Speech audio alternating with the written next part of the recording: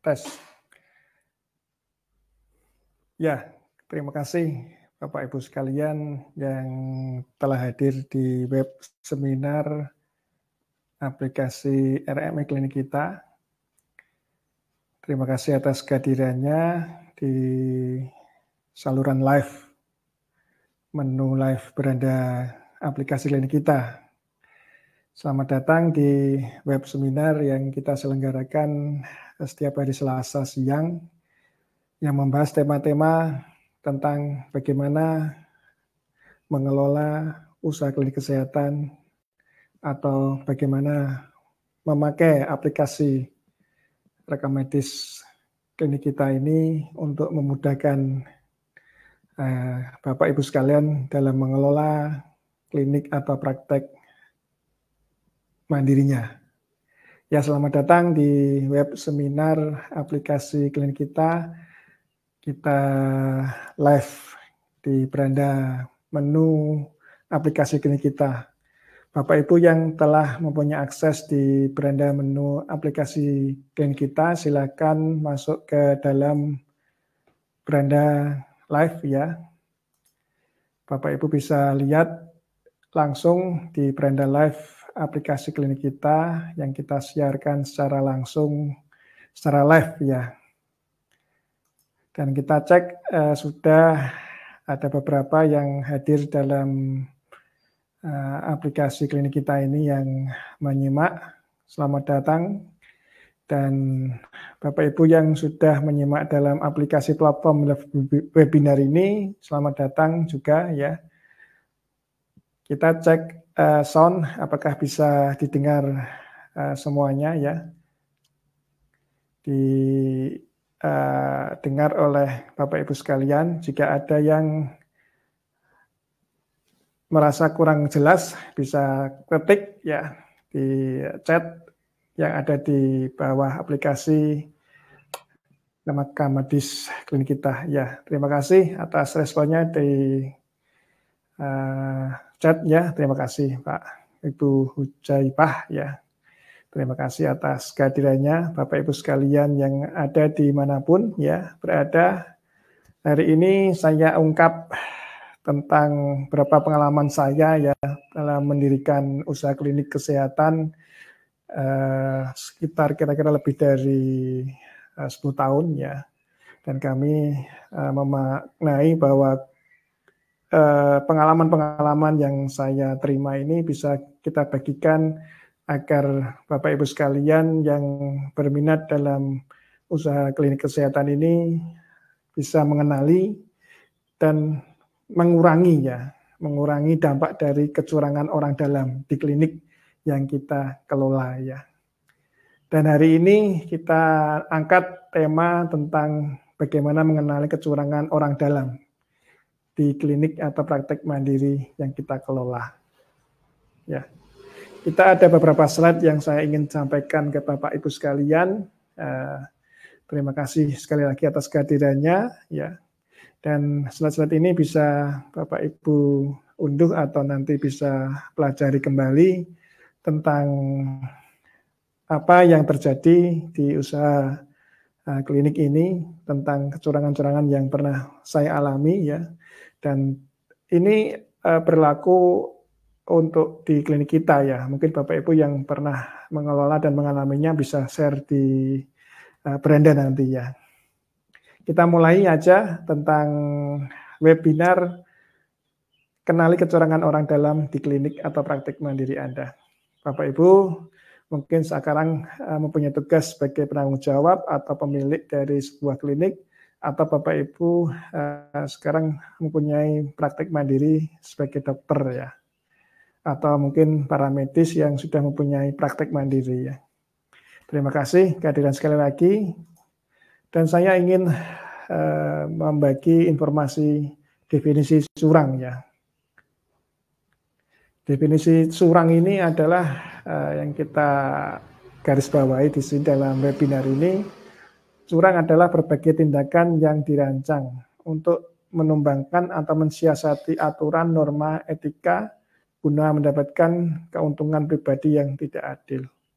Ya, ini menurut beberapa sumber yang saya ambil di web ya, curang adalah hal-hal yang kira-kira mungkin kita anggap tidak pantas ya dilakukan sesuai dengan norma, aturan, dan etika ya yang ada di negara kita ya.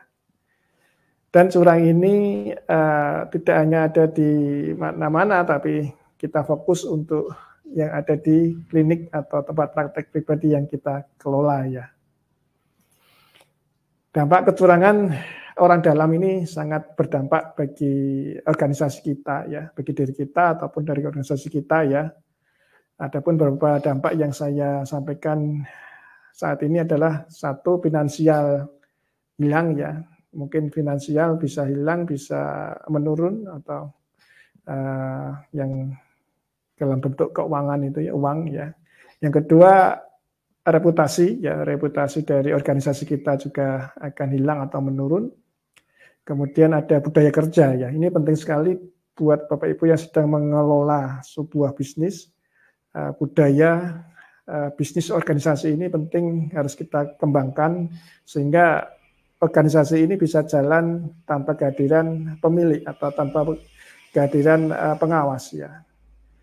Kalau tidak ada budaya, otomatis usaha yang kita kembangkan akan tidak ada terkoordinasi dan tidak terkontrol. Kemudian ada dampak lain kecurangan dari orang dalam ini adalah kepercayaan pasien yang menurun. Kemudian ada orang-orang baik yang bergabung dalam organisasi kita ini akan pergi ya. Itu dampak kecurangan dari orang dalam ya. Kita akan kehilangan orang-orang yang baik yang kita butuhkan dalam mengembangkan organisasi yang kita akan kelola ya. Kemudian dampak kecurangan yang terakhir adalah penghambat pertumbuhan dari usaha yang kita inginkan.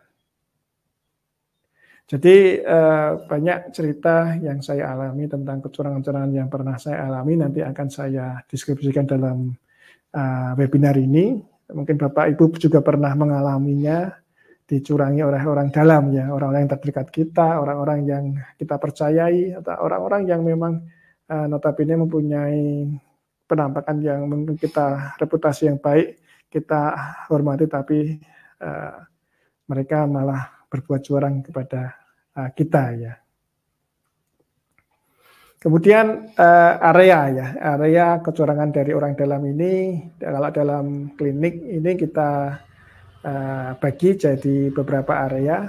Mungkin Bapak Ibu yang sudah memiliki klinik atau sudah mempunyai usaha, ada beberapa area yang bisa dilakukan kecurangan dari orang dalam ini.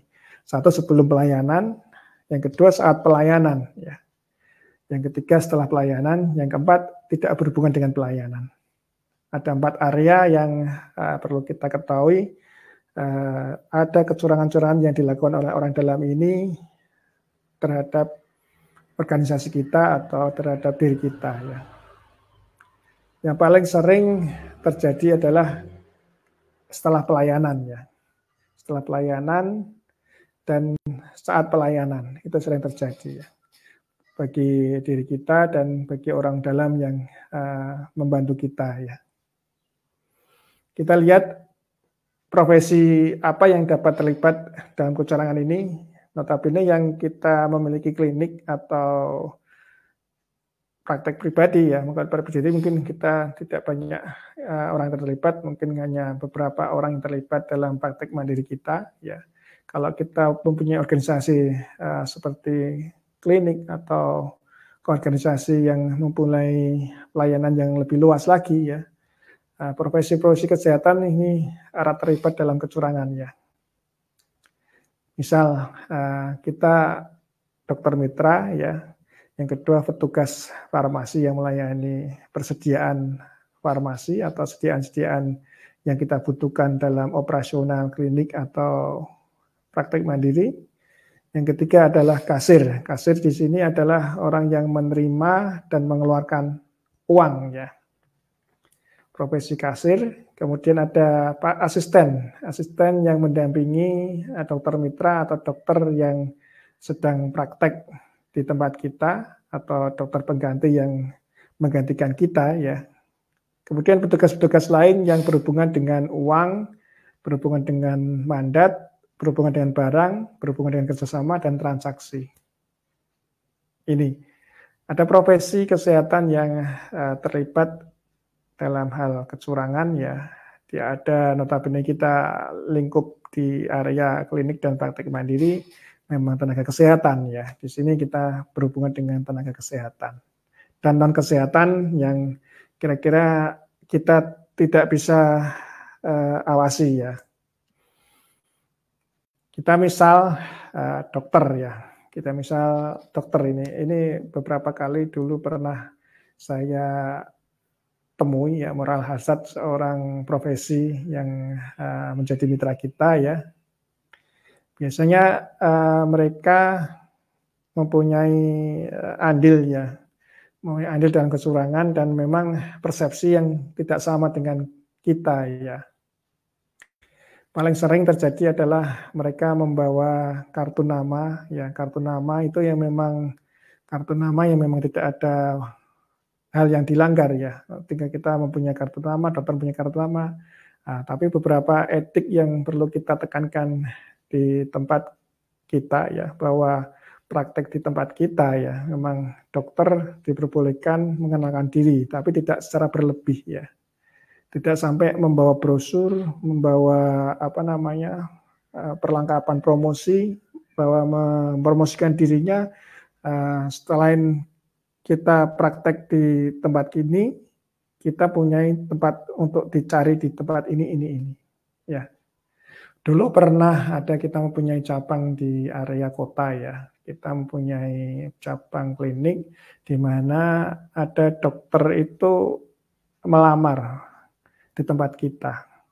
Dan ternyata dokter itu tidak jauh setelah melamar itu membuka tempat praktek pribadinya di beberapa rumah dari outlet kita ya. Jadi akhirnya mau nggak mau kita hentikan dokter itu karena mempunyai pandangan bahwa mereka akan bisa dokter ini bisa menarik pasien ke tempat praktek pribadinya dari dia praktek di tempat kita ya. Dan memang ini moral hazard yang memang kita harus sepakati di awal ya. Kita sepakati di awal kontrak kerja kita di awal bagaimana. Yang kemudian ada saat kecurangan dokter yang kita miliki adalah membawa obat-obatan sendiri.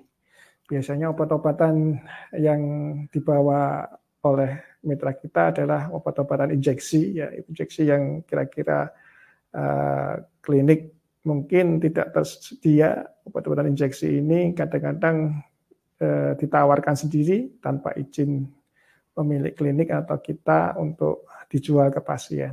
Ya, tidak hanya obat-obatan, mungkin karena banyak MLM ya membawa produk-produk kesehatan ya. Mereka membawa obat-obatan, membawa peralatan untuk dilakukan pelayanan kepada pasien di dalam ruang praktek yang kita miliki ya, di klinik yang kita miliki atau kelola ya. Obat-obatan, peralatan yang dibawa oleh mitra dokter ini tanpa izin dari pengawas atau koordinator atau penanggung jawab klinik, sehingga dokter mitra ini memberikan pelayanan dengan notabene mempengaruhi pasien tersebut. Dan bahkan ada yang menarik transaksi ya. Nah, ini biasanya menarik transaksi dengan biaya tertentu yang nanti bekerjasama dengan pendamping ya, dokter pendamping. Kemudian ada moral hazard yang dilakukan oleh dokter mitra adalah mereferensikan jasa barang semacamnya kepada pasien untuk mendapatkan komisi penjualan ya. Kalau dalam etis, kode etik kedokteran memang kita sebagai seorang dokter ya memang tidak bisa mempromosikan hal-hal yang berbau untuk mendapatkan komisi penjualan. Ya. Jadi perlu kita pahami di sini bahwa dalam kode etik kedokteran yang ada di Indonesia memang sudah mengatur etik-etik tentang yang pernah dilakukan oleh dokter-dokter ini. Dan kita upayakan untuk memberitahukan kepada mereka agar mereka bisa memahami aturan etik yang ada dan tidak dibawa ke ranah praktek di tempat kita. Yang terakhir, contoh dari kecolongan dari dokter mitra adalah menggunakan alat bahan tanpa dilaporkan. Kadang-kadang ini terjadi di mitra kerja yang mempunyai tindakan seperti dokter gigi, dokter yang mempunyai tindakan-tindakan layanan tindakan lainnya, ya. Mereka menggunakan alat kita, tapi bahannya mereka bawa sendiri. Yang harusnya kita bisa layani dengan bahan kita, tapi karena dokter ini membawa bahan sendiri atau alat sendiri, akhirnya dokter ngasih nomor rekening kepada pasien, dan pasien disuruh untuk transfer ke rekening dokter tersebut tanpa melalui klinik yang kita kelola. Itu yang terjadi beberapa contoh kecurangan dokter mitra. Ini kita tidak mendiskreditkan dokter apa ya, tapi kita pernah mengalami kejadian-kejadian tersebut ya. Jadi paling sering adalah datangnya metrap ya, mengiming-imingi sesuatu atau memberikan komisi penjualan atau fasilitas tertentu untuk mengarahkan pasiennya, untuk mengarahkan persepannya untuk memilih barang atau layanan yang di bawah medical representative tersebut. Ya, jadi di tempat kami kita buat aturan yang jelas bahwa metrap yang berkunjung tidak boleh menawarkan atau mengiming-imingi komisi penjualan ataupun yang lainnya terhadap dokter yang bekerja di tempat kita.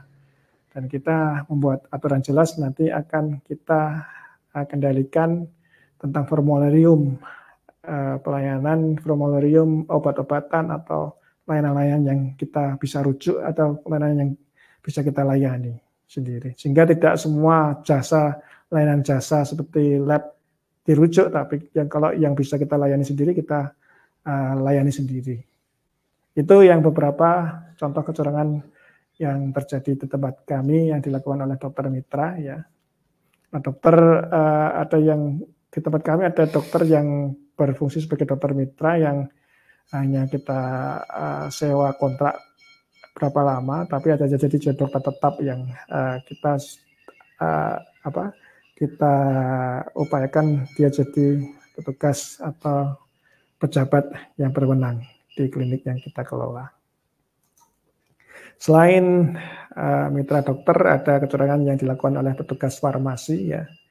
Petugas farmasi ini ada erat sekali terhadap pembuatan formularium atau obat-obat apa yang digunakan dalam klinik atau persediaan-persediaan apa yang digunakan dalam usaha yang kita jalani ini ya. Jadi kecurangan ini terjadi kadang-kadang jika petugas farmasi ini dari dulu pernah mempunyai pengalaman dengan klinik lain atau rumah sakit lain, sehingga dia membawa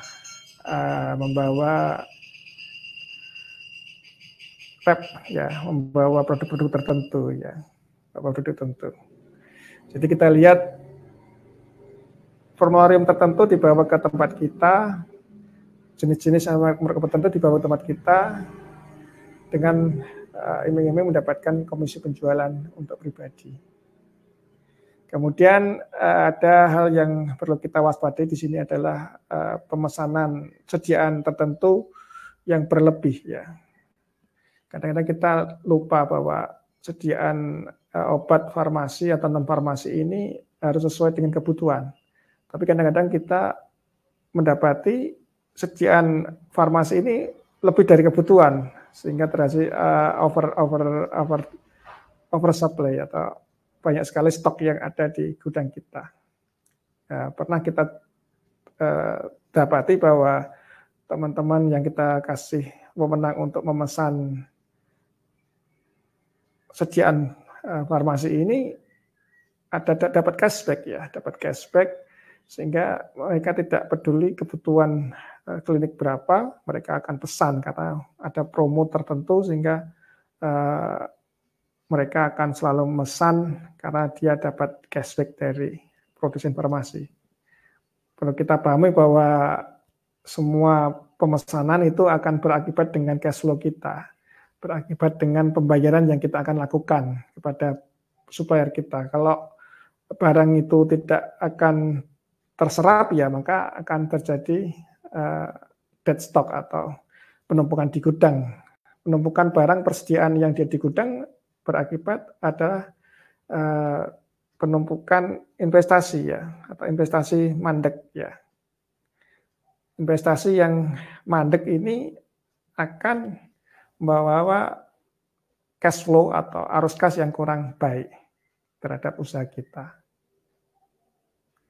Kemudian ada bonus penjualan-penjualan yang tidak dilaporkan pada penanggung jawab klinik.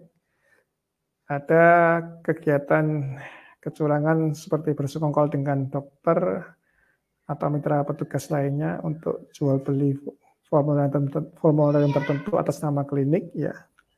Kadang-kadang ada yang pesan, ya, tidak hanya kita membeli, tapi kadang-kadang kita membelikan dokter lain, ya, melalui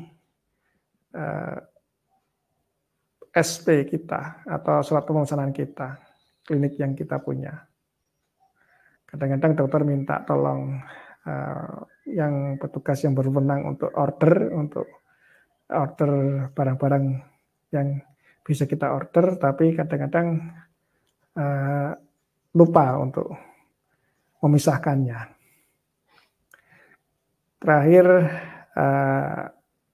petugas farmasi yang mempunyai wewenang ini menerima atau memesan sediaan farmasi atau non-farmasi yang kadaluarsanya pendek atau ED-nya pendek, ya. Obat-obat atau regen-regen atau sediaan-sediaan farmasi non-farmasi lainnya yang ED pendek biasanya dijual oleh pemasok kita dengan harga khusus, dan mereka akan memberikan komisi atau fasilitas atau tambahan insentif terhadap orang-orang yang mau menerima atau memesan sediaan yang kadaluarsanya pendek ini.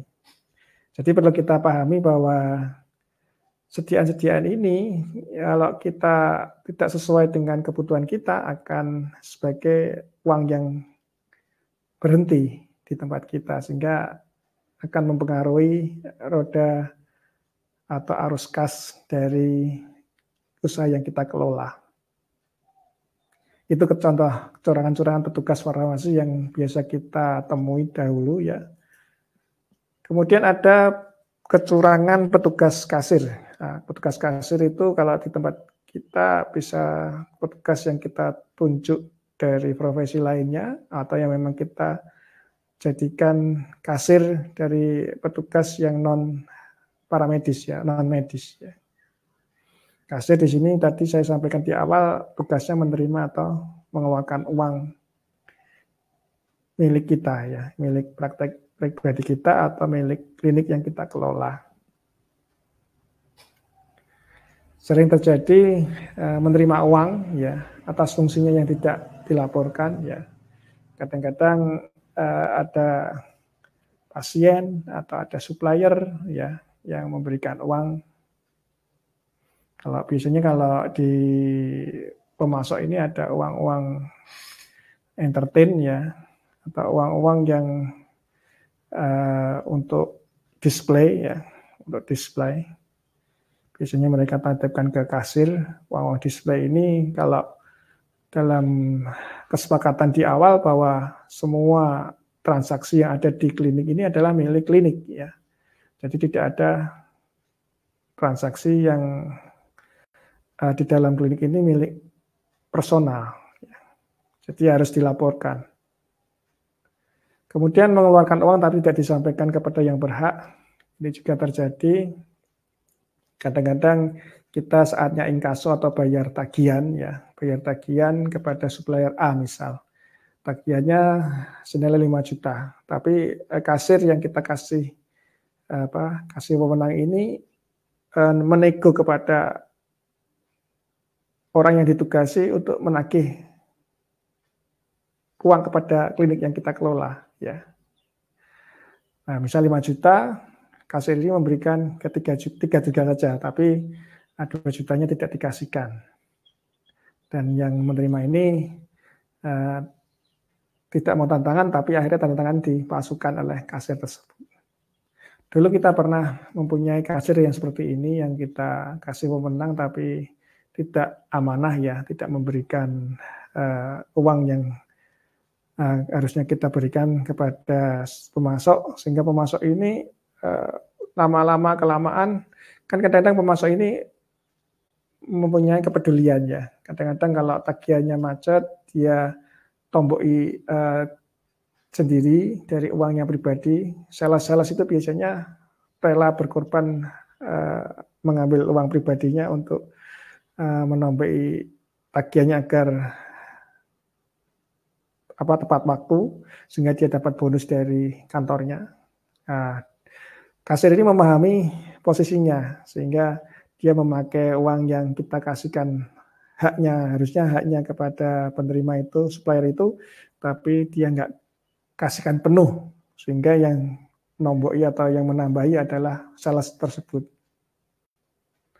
Lama-kelamaan perusahaan itu akan meminta kita, tapi dalam catatan yang kita buat, yang dibuat oleh kasir kita, uang yang kita keluarkan sudah terbayar, tapi ternyata tidak diterima penuh oleh perusahaan yang kita kerjasama. Yang ketiga, mereka akan saat nota penjualan. Ini juga pernah terjadi di tempat kami ya. Pasien membayar lebih ya. Biasanya ada double nota, ini jadi nota satu pertama, nota atau kwitansi atau bukti tagih ya, diserahkan ke pasien, misal pemeriksaan dan obat 150.000. Pertama dikasih nota 150.000 dengan biaya-biaya mungkin yang tidak dipahami oleh pelanggan. Kemudian dibuat nota kedua, setelah nota pertama itu ditagihkan ke pasien, ya uangnya diterima, kemudian dibuat nota kedua oleh petugas kasir dengan harga yang sebenarnya. Ya, jadi harga sebenarnya itu 110.000, ditagihkan 150.000.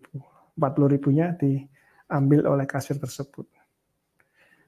Ini pernah terjadi di saat-saat nota penjualan tidak terkontrol ya. Jadi apalagi yang menggunakan nota penjualan yang masih manual, yang tidak bisa dilacak dengan sistem elektronik ya. Ini akan mempunyai keinginan untuk merekayasa nota dengan mudah ya. Jadi Bapak Ibu sekalian yang saat ini belum memiliki aplikasi untuk penjualan secara elektronik, mungkin saatnya kita mempertimbangkan untuk memakai aplikasi penjualan elektronik. Kemudian tidak memberikan kembalian. Ini yang sering juga terjadi, dibulatkan oleh kasir, dan kembaliannya yang mungkin tidak begitu banyak, tidak dikasihkan ke pasien. Ya. Kemudian meminta cashback dari pemasok tanpa izin. Ini terjadi juga, kadang-kadang kasir ini meminta supplier untuk memberikan uang kepada kasir yang membayar ya, dengan iming-iming tertentu. Yang terakhir, mengurangi hak pelanggan tanpa sepengetahuan. Kadang-kadang ini juga terjadi, kita mempunyai bonus yang harusnya dikasihkan ke pasien, tapi bonus itu tidak dikasihkan ke pasien. Bonus itu diambil sendiri oleh kasir. Itu beberapa contoh kecurangan yang dilakukan petugas kasir yang pernah kita dapati ya. Selanjutnya kita lihat juga asisten pendamping juga melakukan kecurangan ya. Asisten pendamping itu biasanya petugas paramedis yang mendampingi dokter dalam pemeriksaan pasien ya. Ini juga kadang-kadang bisa melakukan kecurangan di tempat kita. Satu, menerima atau meminta uang atau fasilitas dari medical representative yang ada di klinik atau di praktek kita ya, dengan dalih apapun ya, dalih apapun, mungkin dengan dalih untuk ini, untuk itu ya. Untuk kemarin diminta Pak dokter, diminta Pak Bu dokter untuk meminta ke medrep ini, medrep itu ya, dengan dalih apapun.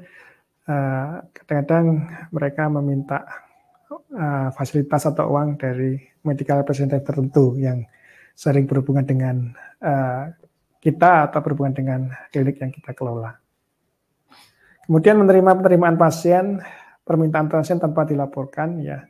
Kadang-kadang transaksi ini setelah pasien keluar dari ruangan atau setelah pasien melakukan pembicaraan ya dengan dokter, dengan kasir, dengan akhirnya kadang-kadang pasien meminta sesuatu. Kadang-kadang ini yang terjadi akibat pasien ingin murah biasanya ya, ingin mendapat pelayanan cepat dan murah tanpa melalui klinik ya.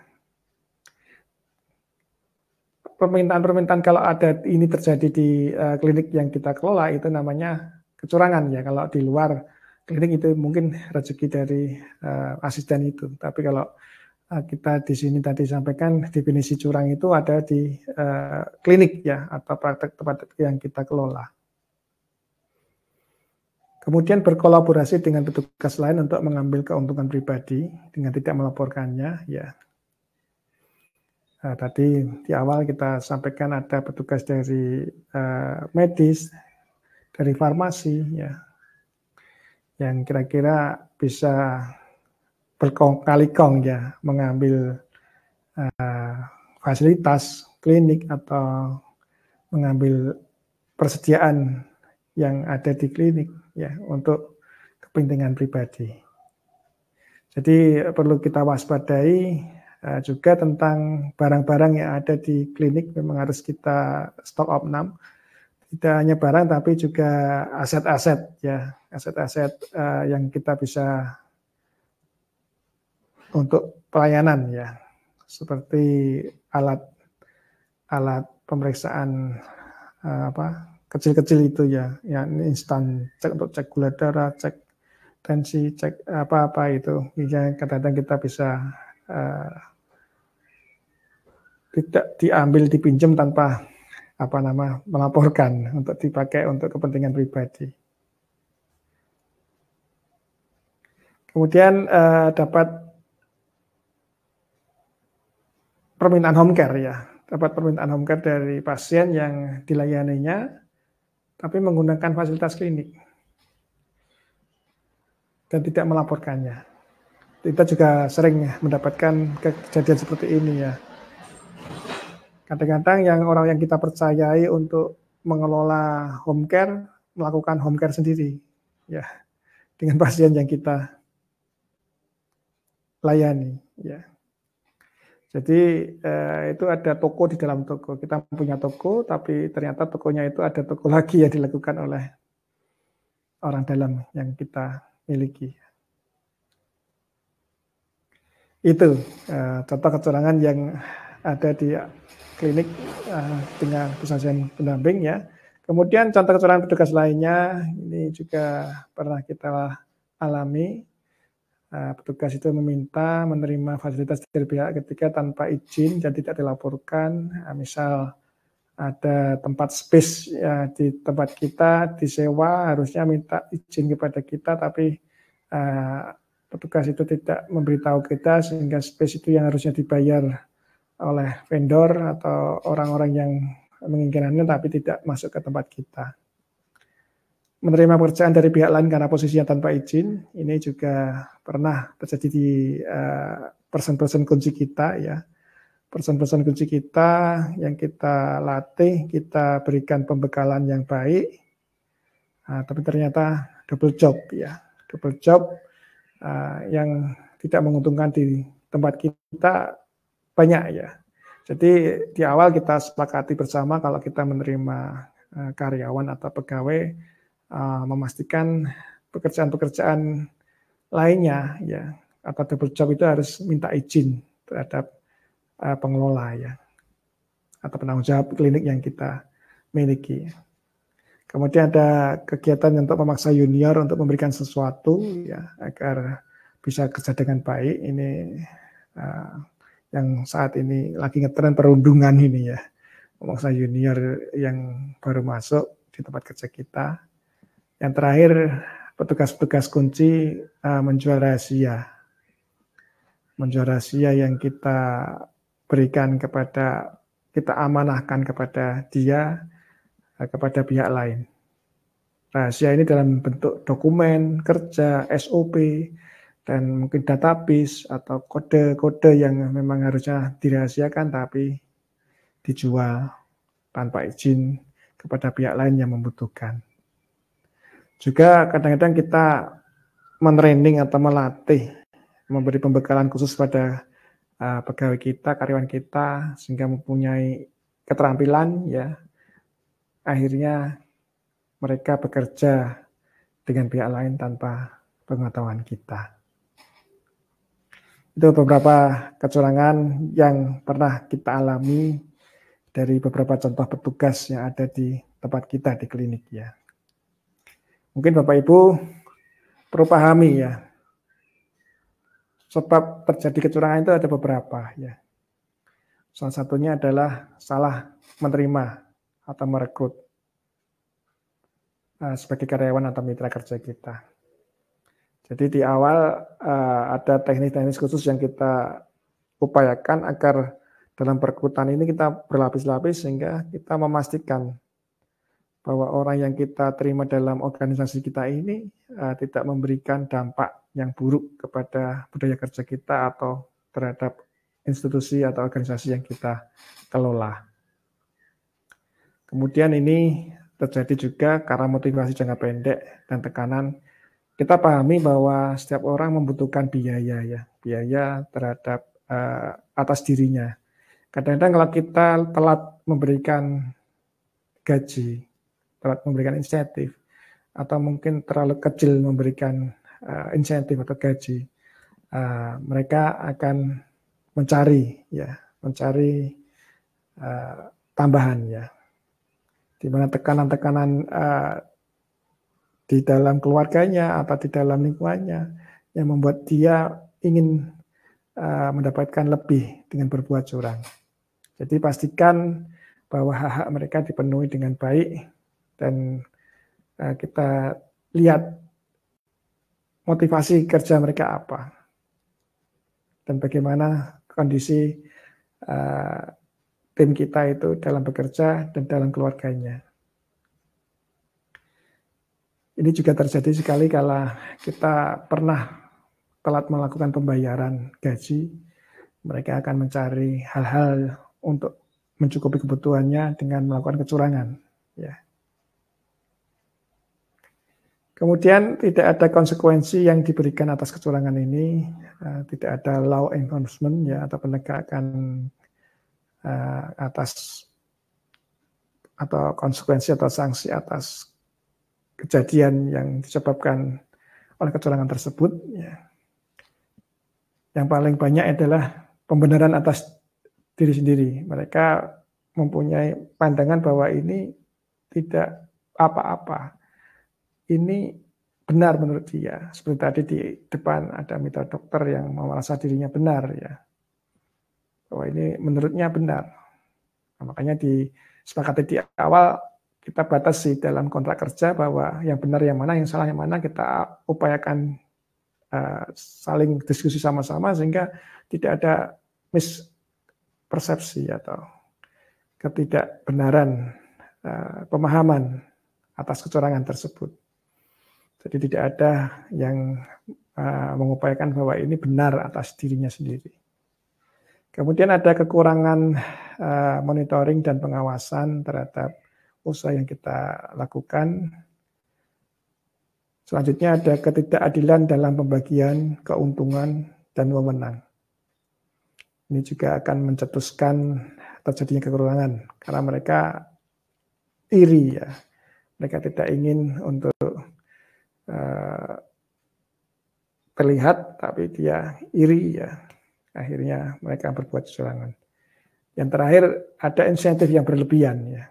Kadang-kadang kita memberikan insentif, kita pernah melakukan ini. Kadang-kadang kita memberikan insentif terlalu berlebihan terhadap orang-orang tertentu. Orang-orang tertentu ini misal marketing atau orang-orang yang key person kita yang mempunyai kinerja yang kita anggap baik, sehingga dia akan kita kasih uang terus, kita kasih insentif terus. Nah, kadang-kadang insentif yang kita kasihkan ke mereka tidak hitungan ya. Akhirnya membuat mereka sadar dia bekerja karena insentif, sehingga kalau tidak ada insentif, dia tidak bekerja dengan baik. Kalau insentifnya turun, dia akan berbuat curang. Ini memang tidak berlaku untuk semua pihak, tapi kita pernah terjadi turunnya kinerja karena kita terlalu banyak memberikan insentif ya. Jadi kita informasikan kepada Bapak Ibu sekalian yang hadir dalam webinar kali ini ya, bagaimana mengenali kecurangan di klinik atau praktek yang kita kelola. Di aplikasi rekam medis elektronik klinik kita mempunyai fitur-fitur yang bisa mengurangi kecurangan orang dalam. Ya. Misal, ini fitur yang kita kembangkan adalah transaksi tidak bisa dihapus jika sudah disimpan. Jadi transaksi semua yang berhubungan dengan uang, stok, dan berhubungan dengan kegiatan-kegiatan yang menghasilkan kinerja itu tidak bisa dihapus. Jadi kita hanya bisa membuat retur atau membuat koreksi ya untuk pelayanan yang salah ya. Kemudian ada laporan aktivitas untuk melacak kegiatan di aplikasi ini ya. Kemudian ada laporan transaksi barang penjualan. Di aplikasi ini juga memberikan hak akses ya, hak akses yang dapat diatur sesuai penggunanya ya, sesuai dengan kapasitas, fungsi dan penggunanya, sehingga data terjamin ya, integritas data itu terjamin. Data-data yang sensitif tidak bisa keluar, tidak bisa dicuri atau tidak bisa difraudkan oleh orang-orang dalam kita. Dan kita juga mempunyai akses untuk pasien, bisa login sendiri sehingga interaksi antara pasien ke klinik tidak melalui orang ketiga ya, tapi langsung ke aplikasi, ke pasien ya. Kemudian dapat merubah kata sandi untuk mengambil user-user yang kita anggap itu berbuat curang ya. Kita bisa melock atau mengganti kata sandinya, atau bahkan kita bisa mendampingi akun tersebut ya untuk kegiatan-kegiatan yang kita anggap itu berbuat curang. Dan kita juga menerima respon atas bug-bug atau aplikasi ini memang belum sempurna, kita masih ada bug-bug yang perlu kita perbaiki atau error-error yang perlu kita perbaiki. Kita menerima saran dari penggunanya agar aplikasi ini lebih sempurna ya. Jadi Bapak Ibu sekalian yang menggunakan aplikasi ini jika menemukan bug atau error-error atau hal-hal yang kurang pas ya dalam transaksi, bisa menghubungi kami ya. Kita bisa investigasi dan kita bisa perbaiki ya. Jadi kita butuh Bapak Ibu sekalian untuk berpartisipasi dalam mengupayakan agar aplikasi ini lebih baik dan lebih bermanfaat digunakan buat kita dan buat klinik yang kita kelola. Terakhir, sebelum kita buka tanya jawab, Bapak Ibu bisa pelajari fitur-fitur yang ada di aplikasi RM Klinik kita kapanpun di web kita, di klinik kita. Gitu Bapak Ibu sekalian. Jika ada pertanyaan, kita akan buka diskusi. Ya, Bapak Ibu bisa buka kameranya, buka voice-nya. Kita akan lakukan diskusi ya, bisa dipersilakan. Ada yang bisa ditanyakan atau mungkin ada yang disampaikan, Bapak Ibu bisa bertanya ataupun apapun ya. Monggo dipersilakan Bapak Ibu yang mau berbagi informasi, berbagi pengalaman, bisa buka kameranya, buka audionya, bertanya secara langsung atau bisa chat di halaman chat di aplikasi yang kita sampaikan. Silakan, ini ada beberapa peserta yang sudah ingin bertanya. Saya sapa dari Medan, dari Padang, dari Jawa, Jakarta, dari Surabaya. Ya, terima kasih atas kehadirannya. Atas kehadiran dari Bapak Ibu sekalian. Ini ada pertanyaan.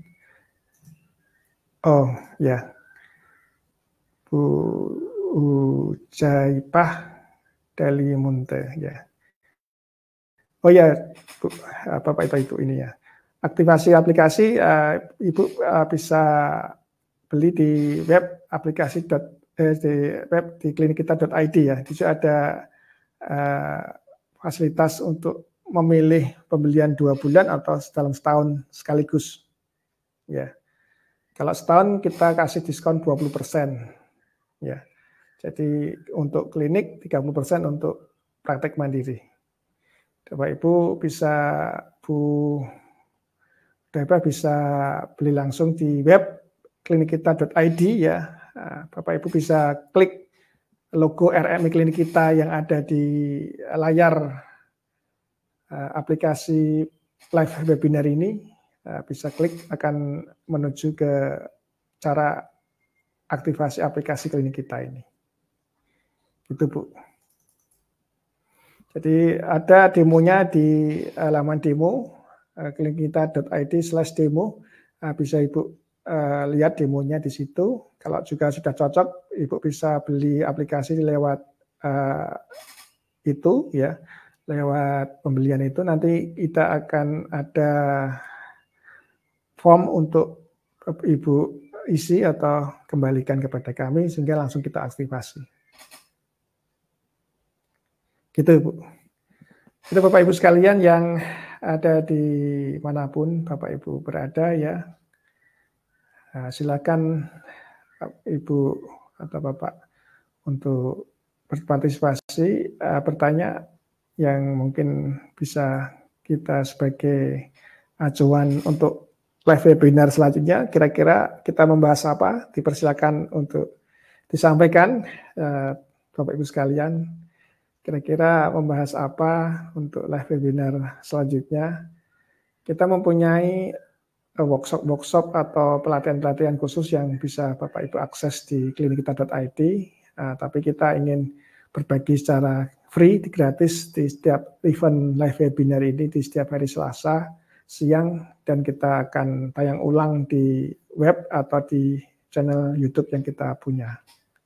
Silakan Bapak Ibu yang ingin mengajukan tema, silakan chat di aplikasi ini atau mungkin di WA di kami ya, di kontak kami di klinikita.id ini ya. Silakan Bapak Ibu sekalian yang ingin bertanya bisa membuka kamera atau chat di bawahnya ini ya. Begitu Bu Ujaipah dari Munte ya, yang bertanya tentang aktivasi klinik kita, RM klinik kita itu bagaimana. Cukup lanjut ke web, ada penawaran akses 2 bulan atau setahun, pilih yang mana, langsung kita aktivasi. Kalau yang akses cepat bisa langsung aktivasi sendiri, pembayaran otomatis diterima, langsung berhasil, langsung membuat akun tersendiri. Silakan ada lagi, kalau memang tidak ada lagi, karena ini mini webinar, web seminar yang membawa kasus-kasus atau pelajaran materi-materi yang ringkas, ya kita nggak panjang-panjang, maksimal 1 jam ya, dan bisa memberikan informasi, pengalaman kepada Bapak Ibu yang saat ini mengelola atau memiliki usaha klinik kesehatan atau praktek mandiri dokter.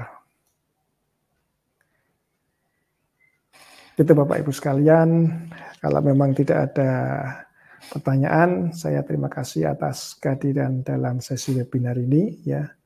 Terima kasih atas antusias yang Bapak Ibu berikan kepada email-email yang saya kirimkan atau dalam forum-forum yang sudah ada di aplikasi ini ya.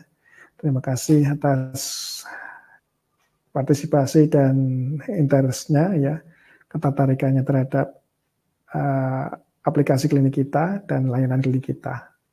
Dan mudah-mudahan kita bertemu di sesi-sesi selanjutnya. Oh, ini ada yang lagi mau bertanya, Bapak Sugeng Ristanto.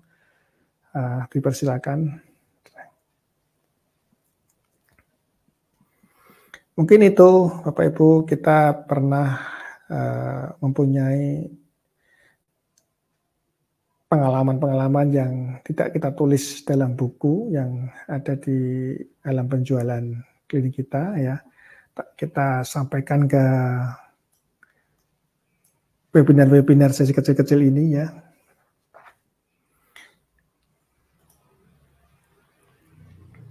Terus kita mempunyai informasi-informasi yang bisa kita sampaikan lewat tulisan di blog kita, klinikita.id atau mitraklinik.com ya. Bapak Ibu bisa baca tulisan-tulisan saya dan pengalaman kami tentang mengelola klinik kesehatan atau mengelola tim ya, dan lain-lainnya. Silakan jika tidak ada tadi tidak jadi bertanya ya. Kalau tidak ada pertanyaan, kita akhiri saat ini juga ya. Terima kasih atas kehadiran Bapak Ibu sekalian dalam acara live webinar yang kita upayakan terselenggara setiap hari Selasa ya. Setiap hari Selasa siang, mudah-mudahan minggu depan atau bulan depan kita hadir dalam tema-tema yang baru. Saya butuh masukan tema apa yang perlu kita angkat dalam diskusi webinar ini. Dipersilakan untuk chat atau dikirim email ke kami di maulana@klinikita.id ya, atau di WhatsApp kami ya. Terima kasih atas kehadirannya. Saya tutup sesi ini dengan kesimpulan ya, Technom Research ya, bahwa kita tidak sendirian dalam melakukan usaha klinik atau praktek. Kita tidak bisa sendiri, kita membutuhkan orang lain untuk bekerja sama dengan kita. Tapi kita perlu pahami bahwa hanya sedikit yang loyal terhadap apa yang kita lakukan. Ya. Menurut data, orang-orang loyal itu hanya 10-20% dari tim yang ada kita punya. Lainnya terjebak dan tidak loyal. Ya. Jadi Bapak Ibu pastikan melihat dan memastikan kinerja mereka lebih baik lagi ya. Kenali mereka lebih dalam sehingga kecurangan-kecurangan itu akan terminimalisir yang ada di tempat kita. Terima kasih atas kehadiran Bapak Ibu sekalian. Sampai jumpa di webinar selanjutnya. Izin untuk menghentikan